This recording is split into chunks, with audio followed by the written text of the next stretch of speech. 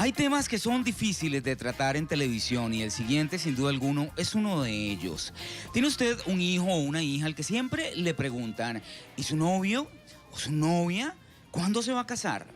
Bueno, existen miles de posibilidades. Una de ellas es que haya decidido llevar una vida en solitario. Otra es que sea homosexual. Y sí, al final el tema solo es de él o de ella, pero en las familias muchas veces se genera cierto rechazo. Hoy queremos alejarnos del curso de homofobia y centrarnos en ese padre o en esa madre que quizás no entiende la realidad o le cuesta aceptarla. Y para hablar sobre el tema nos acompaña el psicólogo clínico y de la salud, Esteban Carvajal. Buenos días, Esteban, ¿cómo estás? Muy buenos días, José. Un placer estar aquí, como siempre. Bueno, esto es todo un tema que es bastante importante poder tratarlo y ojalá tocar fibras, que son finas, pero que hay que tocarlas definitivamente. ¿Y qué te parece si empezamos abordando esos discursos que siempre se dan, ¿verdad? Esos cuestionamientos, principalmente en estas épocas donde nos reunimos tanto en familia y empieza la típica pregunta, ¿y su novio? ¿Y su novia? Pero ¿se va a quedar soltero? ¿Se va a quedar soltera? Bueno, José, eso es una pregunta muy común y forma parte pues de una cotidianidad, y precisamente en estas épocas en que uno se reúne con amigos, con familiares que casi nunca ve, pues es normal que surja esa pregunta de saber acerca de la persona, de cómo está su familia, de cómo está la universidad, o cómo está el colegio, cómo está las demás amistades y cómo está la pareja, ¿verdad? Entonces es una pregunta muy normal y natural, que no tiene ninguna dificultad, pero ahí entonces se va entrelazando una serie de situaciones cuando una persona pues tiene una orientación sexual diversa, ¿verdad? Como vos lo mencionaste, y entonces ahí se ven comprometidas tanto la persona, ¿verdad?, que a cual se le está preguntando, como la persona que está haciendo la pregunta, ¿verdad? Esteban, si bien hace muchísimos años se dejó de ver la homosexualidad como una enfermedad a nivel clínico, ¿por qué crees que todavía hay tantos padres o madres a los que les cuesta aceptar la orientación sexual de sus hijos o hijas? Bueno, precisamente como lo que vos mencionas, que hasta hace muy poco, no unos cuantos años, pues la homosexualidad dejó de ser una enfermedad en los manuales clasificatorios de enfermedades mentales, ¿no? Y porque también por una tradición religiosa, moral y demás, pues obviamente como nos hemos criado, de alguna manera todavía quedan resabios de todas estas cosas, y a pesar de que han habido un gran avance al respecto desde la parte de la ciencia, de alguna manera, para que esto de alguna manera se vea de una forma diferente, sigue habiendo, digamos, cuestiones, ¿verdad?, de que las personas, pues, como los educaron, la religión y demás, como te decía, que hace que la persona de alguna manera, pues, tenga algún tipo de resistencia a este tema, ¿no? Y que obviamente, pues, eso repercuta, digamos, en la gente que lo circunda, en este caso sus hijos o sus hijas. Y ojo, que eso sí lo queremos dejar claro, no hablamos de falta de amor, ¿verdad? Pero ¿hasta qué punto también podríamos, Esteban, hablar de que hay un duelo en las expectativas que se tenían con relación a este hijo o a esta hija, ¿verdad? Máxime, si a esto sumamos todo este montón de lineamientos o imposiciones o influencia cultural, religiosa, con la que han crecido estos padres a lo largo de toda una vida. Totalmente, pero mira que uno cuando en la vida uno siempre va a tener expectativas de todo, y que más expectativas que uno tenga hacia los hijos, ¿no?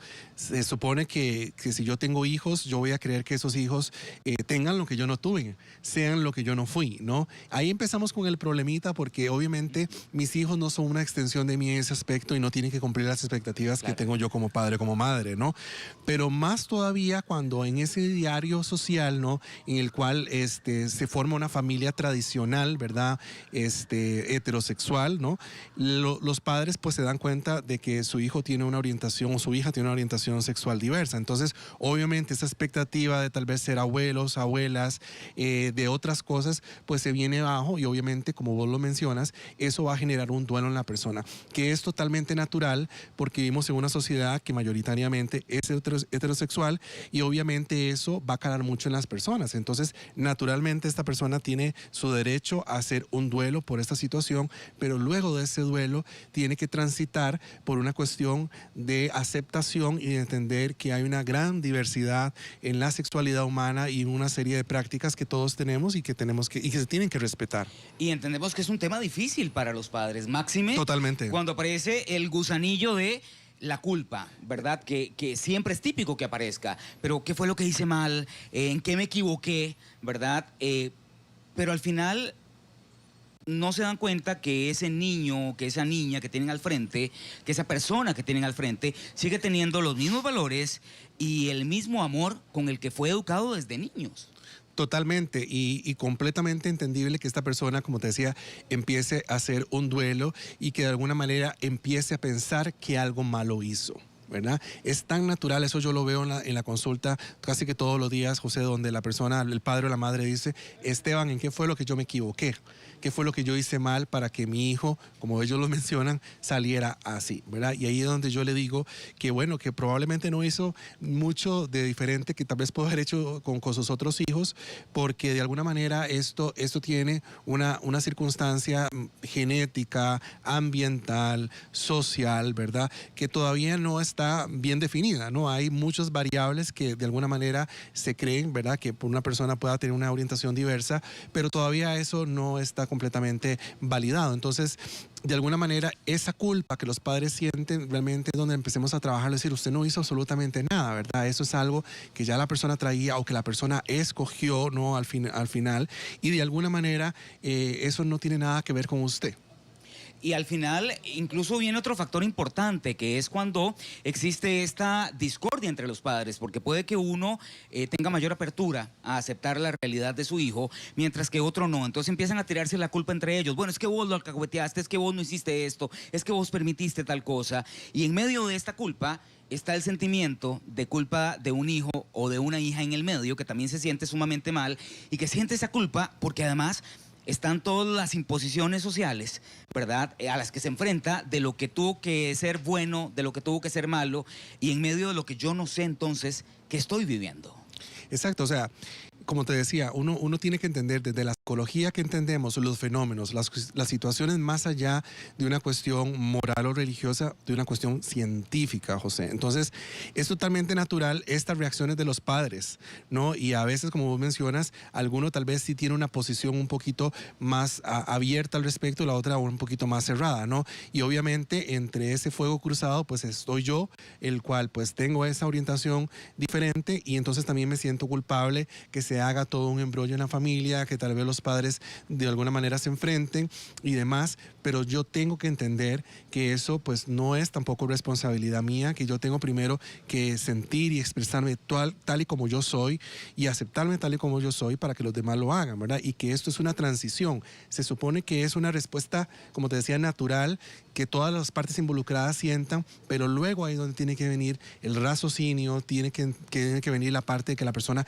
entienda las diferencias que hay en nuestras sociedades en todos los aspectos de la vida y más también en la parte de la orientación sexual, en la identidad sexual, en la expresión de género y demás, José. Ahora, otro factor, Esteban, es que muchas veces a nivel social se tiene la idea de que es algo que se aprende o es algo que de pronto llega de un momento a otro, ¿verdad? Sin embargo, creo que vivir una vida de acoso, de señalamientos, de sufrimiento, porque realmente es una vida en solitario para muchas personas que sienten ese rechazo.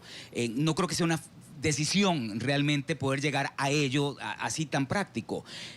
¿Cómo hacerle entender a un papá o una mamá que pasa por esta situación que, mamá, no es que yo lo decidí, es que así nací? Exacto, con educación, José. ¿Verdad? Como te decía anteriormente, pues hay muchas teorías que dicen que hay factores genéticos, factores ambientales, factores sociales, intrínsecos en la persona que hacen que tenga una orientación sexual diversa, ¿no? Entonces, en este sentido, pues yo tengo que entender que pues ahí no hay nada malo, simplemente tengo que expresar mi emoción y de alguna manera, pues como usted dice, claro está, no es algo que la persona escogiera, porque sabemos que obviamente siempre, si formamos parte de una minoría, sea cual ésta sea, siempre va a haber un precio que pagar, ¿verdad? En soledad, de discriminación y más, que no creo que la persona libremente lo quiera tener, ¿verdad? Tal vez si le dicen a una persona si quiere cambiar, tal vez te diría que sí, para no recibir todo el escarnio que puede recibir por la sociedad. Entonces, en ese sentido, con la educación, si yo como padre, como madre, como hermano, como familiar, yo me educo y entiendo el fenómeno, me acerco a profesionales de la salud mental que le expliquen, a antropólogos, entre otras cosas, ¿no? Entre personas, sociólogos, va usted a entender de que esto no es algo simplemente antojadizo que tiene la persona, sino que deviene de un montón de cosas, y eso hace que tal vez yo, teniendo esa información en la mano, yo pueda tomar mejores decisiones a la hora pues de tratar con mis seres queridos, ¿no?